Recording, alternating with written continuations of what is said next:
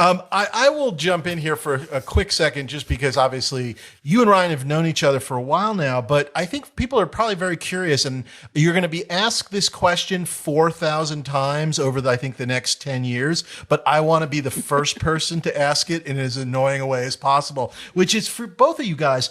Again, I remember Ryan would occasionally say, "Oh, I was talking to George," and like with the Colony screening and some of that kind of stuff. But how did you guys working together and really this next version of this show, House of the Dragon, come about? And again, I get to be the first to ask this question and make you answer it. So, tell me about how you guys met a little bit, because I think our audience would actually really enjoy this. I'm a super fan, and I found the books at this point over 20 years ago, and I loved them. I was a huge Tolkien fan. Lord of the Rings, just worshipped at the altar of it. The movies were coming out, and I had just reread them, and I was in this kind of fantasy mode, and I was like, what else is out there? And a friend had recommended, hey, if you love Tolkien, you should really check this out, because it's really the only thing since Tolkien that really got me up out of my seat fantasy-wise. I've liked other fantasies. I've enjoyed things. There's some great classic books out there, but nothing to me held a candle to Tolkien, but this did, and it was, of course, the first book, Game of Thrones.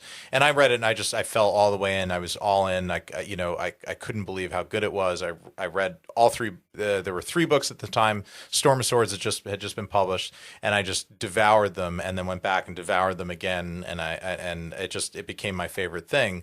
So, and this happened at a time where I was learning to write myself. I was very interested in screenwriting. I'd written a couple of scripts. I was starting to try to make a career of this. I was in my early 20s, and cut to a number of years later, I've now broken in. I still love these books. I'm a huge fan of the television show. I'm watching it all. At some point I tried to get my agents to get me a staff writer job on the show, and they were like, they don't have staff writers. It's just the two of them write the whole show. So I had written my first pilot for NBC, and it got picked up.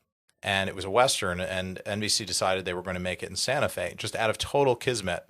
And I knew from being a stalker / super fan that George lived in Santa Fe. And I said, hey, I'm going to be out there for like 8 weeks. I knew he was repped by my agency, William Morris. And I said to them, I'm going to be here for a long time. Can I buy George dinner while I'm out there? So this was Six Gun? Right. Yeah, this was Six Gun, right? Uh-huh. Yeah, exactly. In 2013. And so very graciously, George took up my offer, and we went out to dinner, hit it off. I invited him to set. He came to set. He hung out, I think, through most of a night shoot. I remember when we were at the Tom Ford Ranch, shooting in his Western city, and it was great. It was a dream come true for me, because I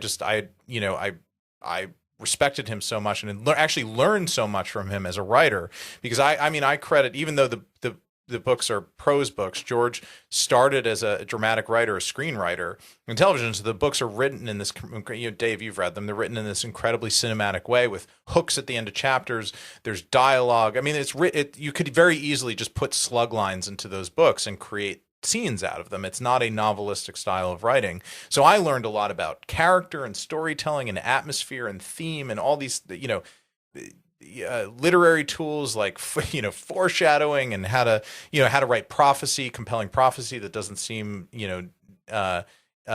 dinky or foregone conclusion. All these things that I still use today that I learned from those books. So it was just really exciting for me to be able to meet George, and then we hit it off, and then on down the road we go. 5, 6, 7 years later, it turned into a job offer, which it still blows my mind that I'm sitting here doing this show all these years later when I just started out as a fan. I mean, that's sort of my end of it. I'd be curious. I think George just took pity on me. Was that the first time we met, or had we met at Comic-Con or something like that just briefly before that? Well, yes, we met.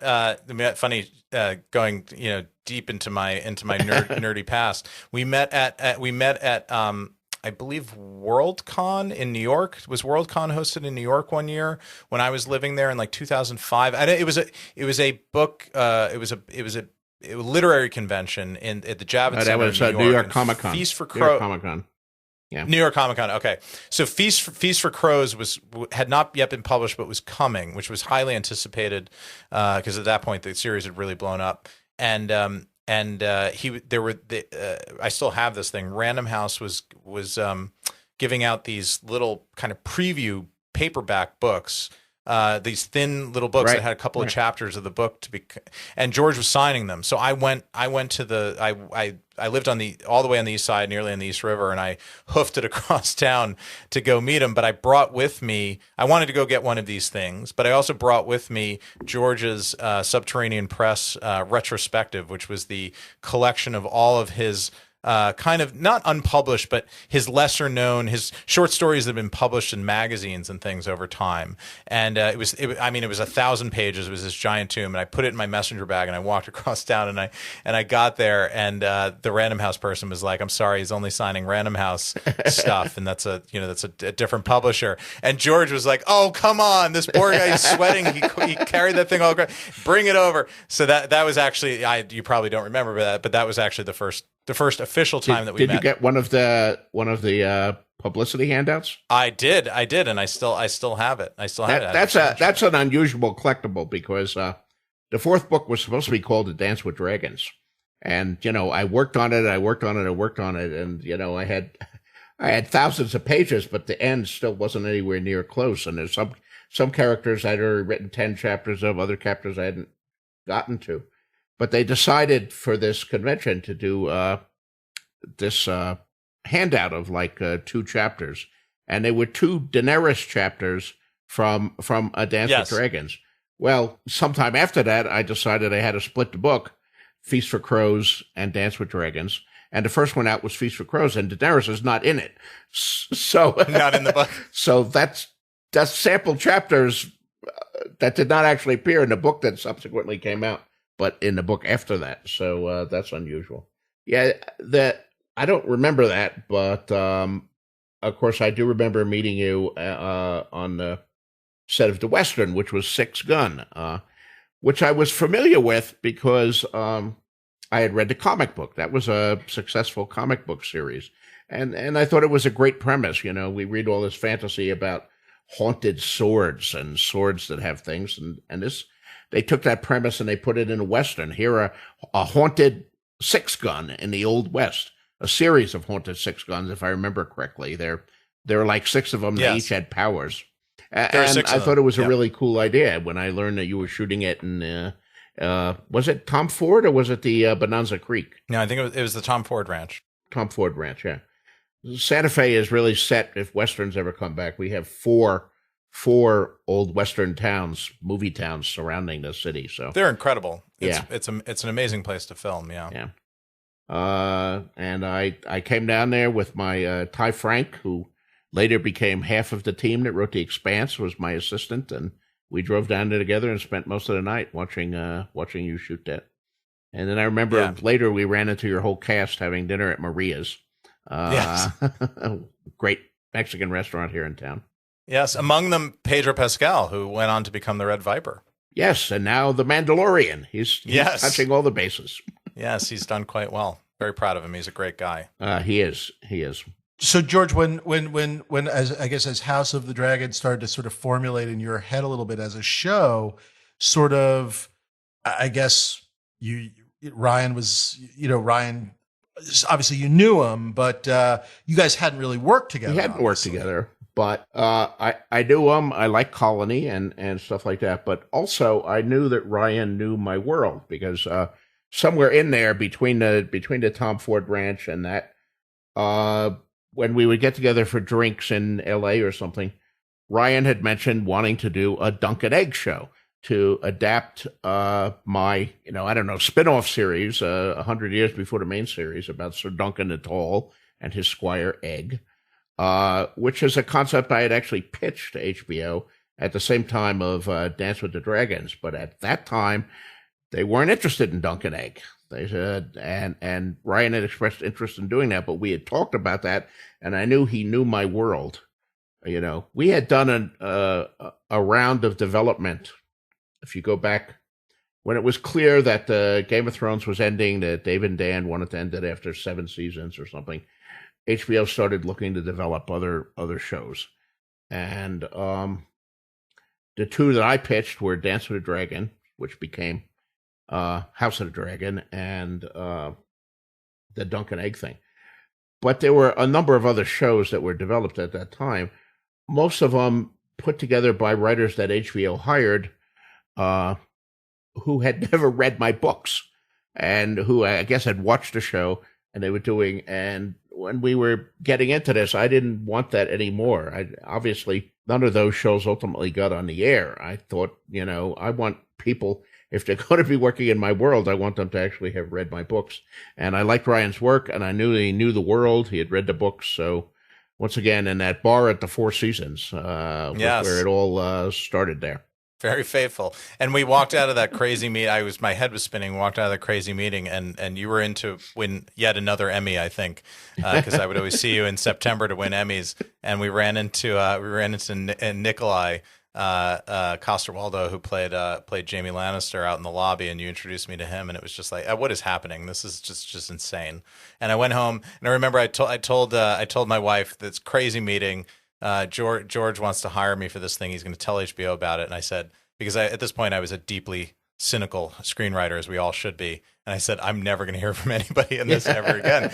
And I remember the next day, not HBO, my agents called and said, did you have a meeting with George R. R. Martin yesterday? What happened? HBO Business Affairs just called and they made an offer. It was this crazy thing that happened the next day, and then we were off to the races and went out to meet George, and we broke the pilot together, the back of it, and this was 3 years ago now, but the rest is history in the writing. And you had done Conan too, which is another thing that he knows fantasy. I mean, Robert E. Howard, Tolkien, the two giants of fantasy. Yes, with the great Miguel Sapochnik. That was Miguel. So I met Miguel again through WME. We shared an agent. She put us together thinking that we'd be fast friends, and we were. And we developed a movie together that I had a spec that I had written that he was interested in doing, and then we had sold this Amazon series for Conan. I had spoken to the rights holders and professed my love for Conan.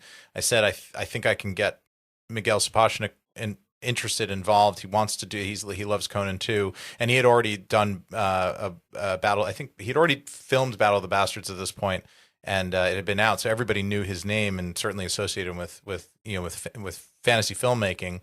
So it was this big thing. So we shopped around town. Amazon made the best offer. We developed it there, and then I remember while I was they commissioned 3 scripts from me. So while I was writing them with sort of sharing them back and forth with Miguel because we were developing them together, they spent $250 million or whatever they did on Lord of the Rings, and I said, $250 million on the first 6 Correct, minutes. Yes. But it's going to be Rings. Yes, 6 minutes to remember, Dave.